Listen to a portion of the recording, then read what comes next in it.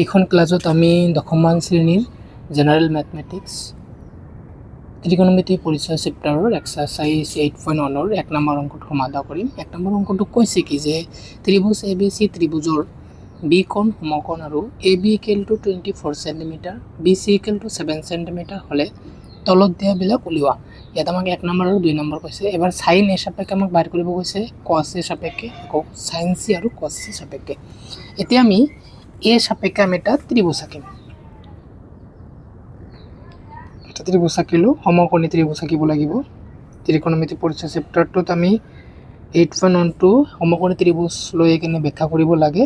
এটা এটা সমকোণী ত্রিভুজ আমি নাম দিলো A B C। কোশ্চেনটোত তোমালোকে হয়তো দেখিছা A বিৰ মান দিছে 24 সেন্টিমিটাৰ আৰু বি কোণটো সমকোণ কৈছে কোশ্চেনটোত। আমি বি কোণটো কি দিলো, সমকোণ দিলো। এতিয়া এ বিৰ মান যেহেতু 24 সেন্টিমিটাৰ আমি ইয়াতে কি লিখিলো 24 সেন্টিমিটাৰ। BC কিমান আছে 7 সেন্টিমিটাৰ। এতিয়া AC কিন্তু নাই, তো যিবোৰ দিয়া আছে আমি সেইবোৰ লিখি ল'ম। 1 নম্বৰটো সমাধান সলিউশন দিয়া আছে কি দিয়া আছে যে ত্ৰিভুজ ABCৰ বি কোণ কি হ'ব কোৱাচোন 90 ডিগ্ৰী। আৰু কাৰ মান দিয়া আছে A বিৰ মান দিয়া আছে। A বিৰ মান কিমান আছে 24 সেন্টিমিটাৰ। আৰু তোমাৰ কি আছে BCৰ মান আছে কিমান, BCৰ মান আছে 7 সেন্টিমিটাৰ। সেই হিচাপত আমাৰ কাৰ মানটো বাহিৰ কৰিব লাগিব, ACৰ মানটো বাহিৰ কৰিব লাগিব। AC is what? তো আমি এতিয়া কি কৰিম, পাইথাগোৰাছৰ উপপাদ্য মতে পাইথাগোৰাছৰ উপপাদ্যটো ইউজ কৰিম।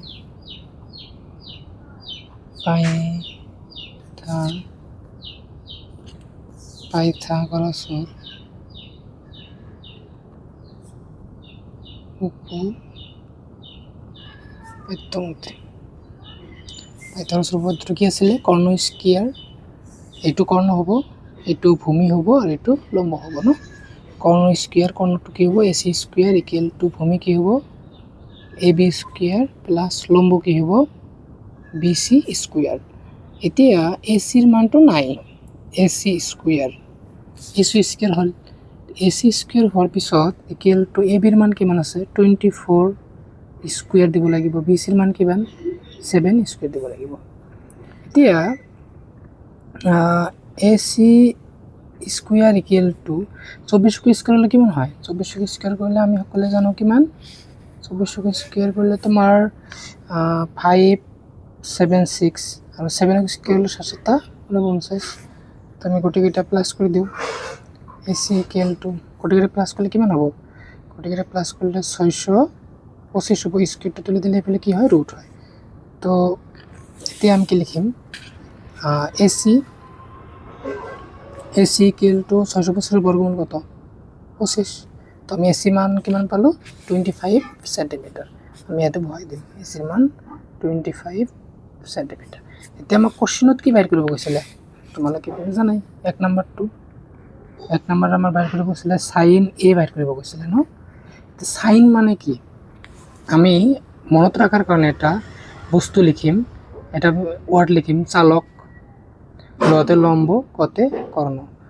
তো পিকচারটোত তোমালোকে দেখা এই সাপেক্ষে যদি হয় তো চালক লতে লম্ব, লম্ব কোনটো হ'ব 7, আকৌ কর্ণ কোনটো হ'ব 25 সেন্টিমিটার।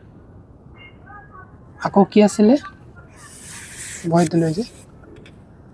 তাৰপিছত তুমি দেখা কছৰ মানটো বাহিৰ কৰিব লাগিব, cos A, cos ভূমি কৰ্ণ, ভূমি কোনটো আছে 24 আৰু কৰ্ণ কোনটো আছে 25। তো আমি বহাই দিলোঁ 24 আৰু এইটো কিমান হ'ব কোৱাচোন 25। 1 নম্বৰ হৈ গ'ল। 2 নম্বৰ আমাক কি চাইছে, 2 নম্বৰ চাইছে sin C আৰু cos C। 2 নম্বৰটো sin C চাইছে এটা আৰু এটা চাইছে কি cos C। Actually sin C to cos এর বিপরীত এ সাপেক্ষে। তো আমি এইটো হিসাবে লিখিব পারি কিমান 24/25। আকৌ cos C মানে কস চিটো চাইনৰ সমান আৰু কস এটো চাইন চিৰ সমান আৰ কি মানে এনেকৈ ওলট পালট কৰি দিলে হৈ যায় মানটো 7/25